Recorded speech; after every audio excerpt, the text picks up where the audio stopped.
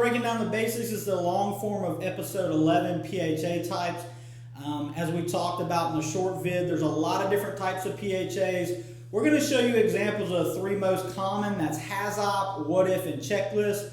We'll break them down individually and show you what each worksheet will look like in each application. Important thing to think about, if you have a high hazard or medium hazard scenario where we really want to get into great detail, that's where we use the HAZOP. We use the WhatIf if we're maybe at a low hazard and we're more general, and we use a checklist if it's an action where an agency may have some direction that we can use from already, or something that we do most common. So as we mentioned, the selection type is going to be based on how intricate you want to get with each system. I took a similar scenario, a similar operation, and basically did an example for you of a HAZOP, a WhatIf, and a checklist. And I just want to go through the differences here so we understand the complexity of what we're looking at. And so when you have something and you're looking at what type do you want to use, you can very easily identify which of these three methods. There may be another method, but these are the three biggest methods normally used that fits best for you. So number one we have here's the HAZOP. It's going to be one of the more intricate, the more detailed one. It's a cause-based assessment. So you start with a parameter. From a parameter, you go through a deviation. You can see here we have flow. You want to say no flow, and then it's cause-based. We look at causes, and from those causes, what are the consequences, safeguards, and the risk ranking that we have, and then we need a recommendation. So a good example here, number 3, the deviation, a runaway reaction. The causes are we incorrectly loaded material that was incompatible with what was in our system. And as you can see that in our consequences, we could generate pressure, rupture, and have shrapnel. Okay, we have listed what safeguards we have. We listed our risk ranking in this scenario. And that kind of gives us the full gambit of what are we looking at here? Why did this happen? And what are the consequences to our personnel and our community? The next one we're looking at is the WhatIf system. So this is based on a question about a certain operation. So the operation, raw material unloading into tank number 1.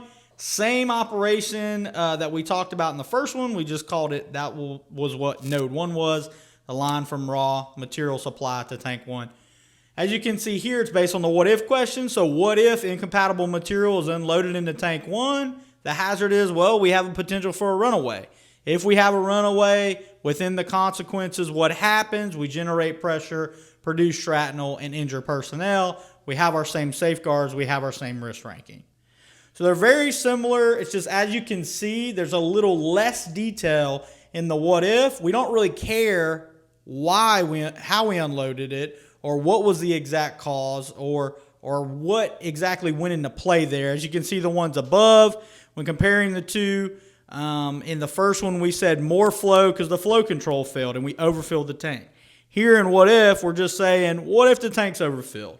We're not really focused on what caused that. We're then more focused on what hazard does that present. So it kind of takes one of those level of detail steps out.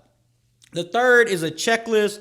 Really look at a checklist here whenever you have something that you want to do the same way every time. You want to do it uniform.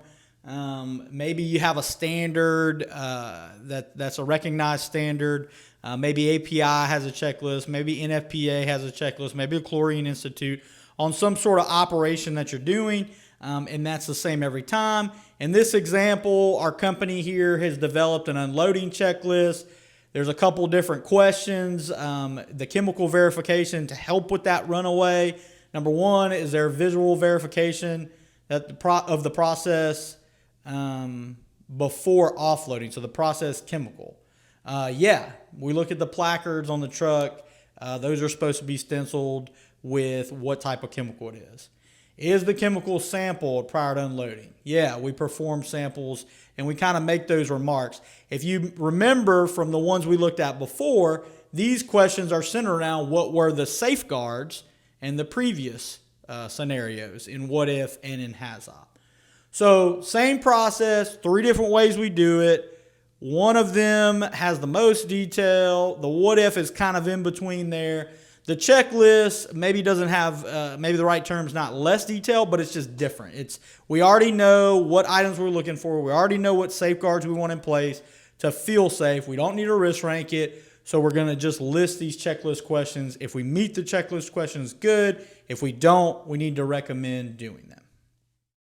Hope you like the content. As always, you can check us out on YouTube, LinkedIn, Facebook, or at our website.